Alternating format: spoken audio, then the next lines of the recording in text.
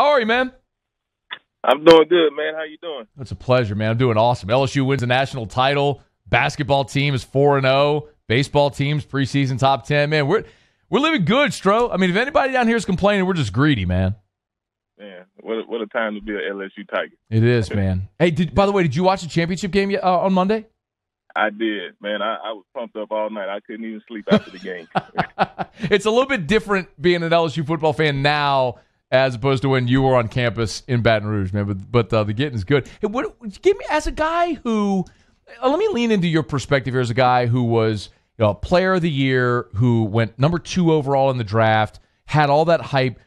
What do you think it's like for Joe Burrow managing and going to be like for him managing all of that with the success that's come along? It was funny for me because I was talking about this the other day that I made my decision to come to LSU off of a football game in 1997. Like I had pretty much every college in the country recruited me, wanted me to come to that school, but I came to that LSU Florida game, 1997. I think Florida was ranked number 1, and man, LSU pulled that win off, and I knew right then that's where I wanted to be. Wait, you were on your visit for the 97 LSU Florida game? I was on my recruiting visit. Wait, so when everybody stormed the field, were you part? Like, did you storm the field that night? Man, so like my mom and my sister came with me on my recruiting trip, and back then I was a tall, shy, goofy little kid, and after the game, everybody ran on the field, and I found myself out there on the field hanging from the goalpost. When I got back to my mom was looking at me like, "Boy, what got it?" She was like, "What in the world got it?" So wait, you were legit hanging from the goalpost in 1997? I was hanging on the goalpost in 1997. I jumped over the fence and went on the field. I'm storming the field with everybody. I'm on the goalpost. Wait, so were you on it when it fell?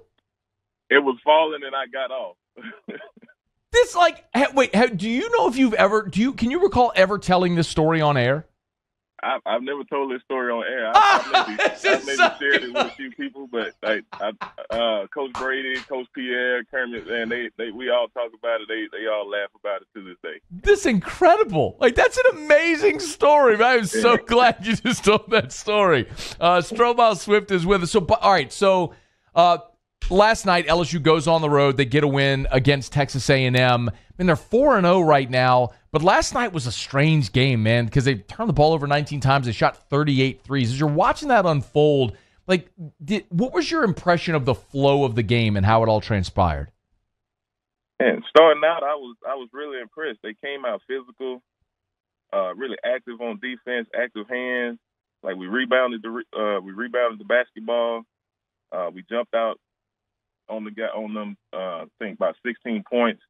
And that first half was unbelievable. But man, we got to be able to maintain that type of play, playing with that energy and effort, and being aggressive throughout the game. And like it was a weird game in the second half, I believe.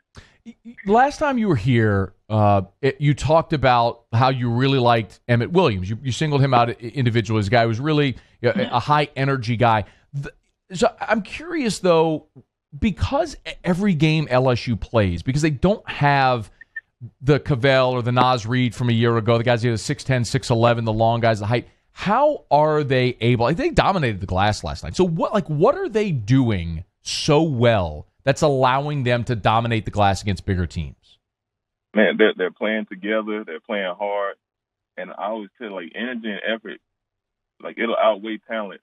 Like any time, like if you go out there and you playing with the energy and passion of the game, and I think he does that. And Darius Days, man, he's huge on the offensive glass. Like you go out there, I'm a big rebound guy. I was always big on the numbers and rebounding. Like if you can out rebound a team, like you give yourself a better chance to win. And man, for the past few games, I know the last game I think they got out rebounded, but man, they're crashing the boards. They're crashing the boards as a unit, not just one or two guys.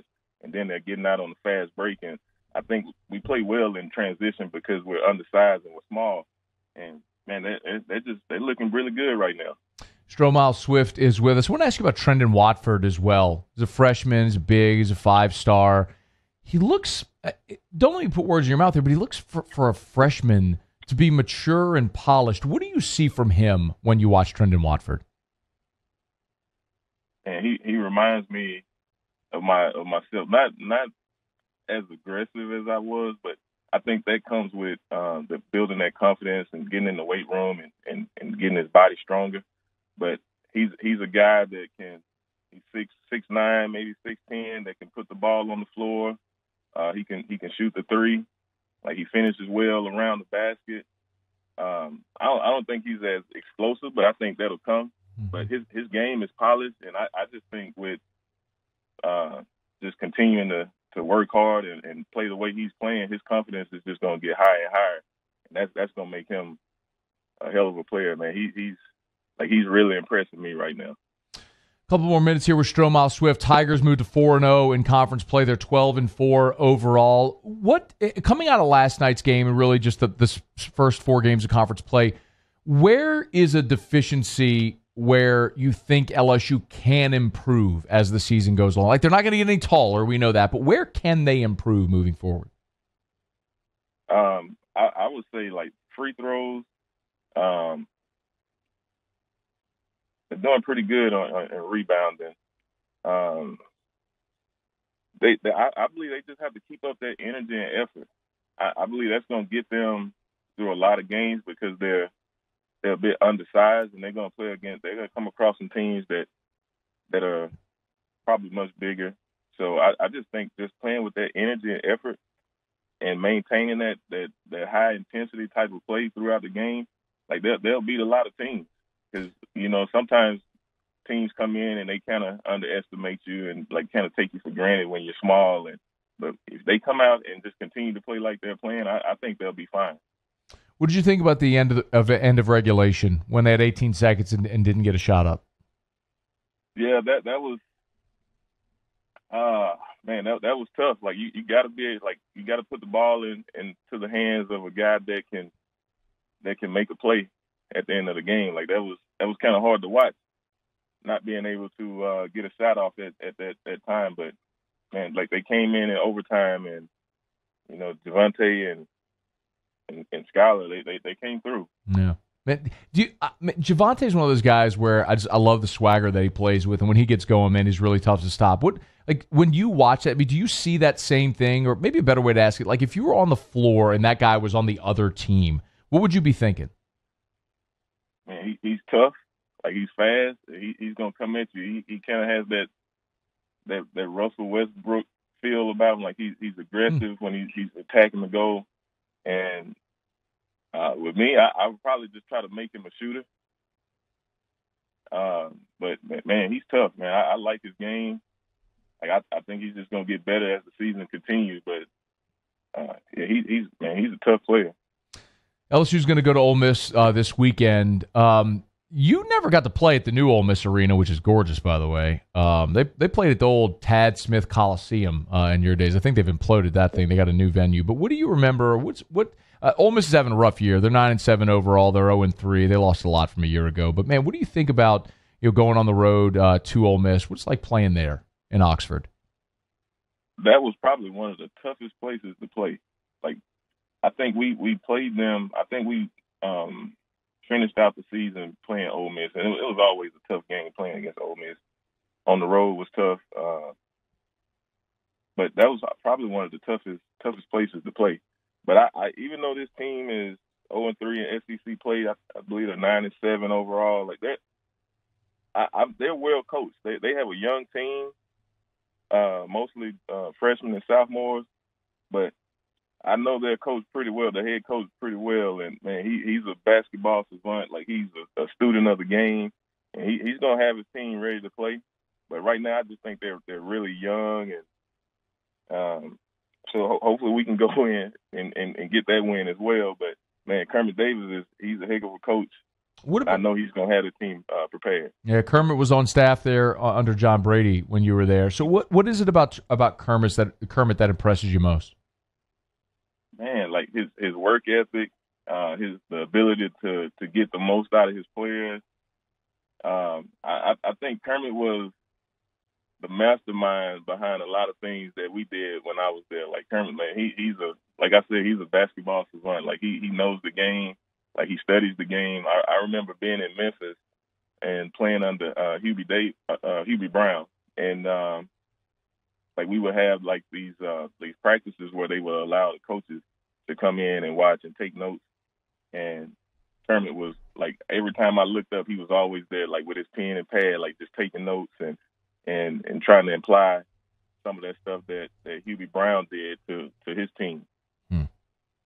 Great perspective, man. Hey, I want to ask you one more thing. It's not basketball related, but it's sort of in a sense, because so much of the conversation has been about Joe Burrow, and he's going to go and probably be the first overall pick in the draft. You were the number 2 pick in the draft. And when you go that high, there's obviously a lot of expectation that's heaped upon you for a franchise that's struggling if you're picking near the top of a draft. What was it like for you going 2 overall? And how do you think that might translate? Like what Joe Burrow is going to feel when he very likely is the first pick to Cincinnati if it transpires that way? Yeah, like for me, it was I didn't care where I went. Even the Grizzlies at the time weren't a good team. Like they were building, trying to get to where they are now. Like, but it was tough going in, not being able to play right away, and then having that expectation to come out and play well. But for me, it was a great experience. It was fun. But man, I just think Joe, wherever he goes, and he's gonna change that franchise and that organization. Because this guy's a winner. Like he's tough. Man, I can just see maybe a few years down the line, man, they're gonna be probably playing for a Super Bowl. Like that's a special kid right there. If they surround him with some good players, good receivers, good offensive line, and they're gonna be special. He is Stromile Swift. I'm telling you, I'm spending part of this evening going back and looking through every bit of footage I have from 1997 LSU Florida to look for you hanging on the goalposts. Like that's what I'm doing tonight. if you find the photo, if you find a video or anything, man, please send it to me. Oh, trust me, I will find it, and the legions of people listening right now are on the hunt as well, and somebody's gonna find it and send it to me. I'll make sure you see it, man. Hey, go ahead. I was Kent Lowe. Is Kent Lowe still around there? Oh, yeah. Kent was just inducted, by the way. Announced he's going to be inducted into the Louisiana Sports Hall of Fame as well. Man, well-deserved. Great guy. Man, for sure. I asked him a few years ago if he could find, like, some old videos or old pictures, and I was really trying to find somebody that had a picture, anything, a newspaper clipping when that goalpost fell. But I was right there, man. I was hoping somebody could find that and send that to me. But that would be awesome if you could find that. You just asked literally thousands of people that love LSU and love you to go find a picture or a video. Like, trust me when I tell you, before you lay your head on a pillow tonight, you will have a picture or video or something of you on. If you were there, like you said, you were hanging the goalpost. Someone is going to find this before the night is over, man. Hey, I appreciate you as always. We'll chat again next week, all right? All right, man. I appreciate it. Thanks for having me. My pleasure. That's Stromile Swift, former Tiger great, good enough to spend a couple of minutes with us each week here.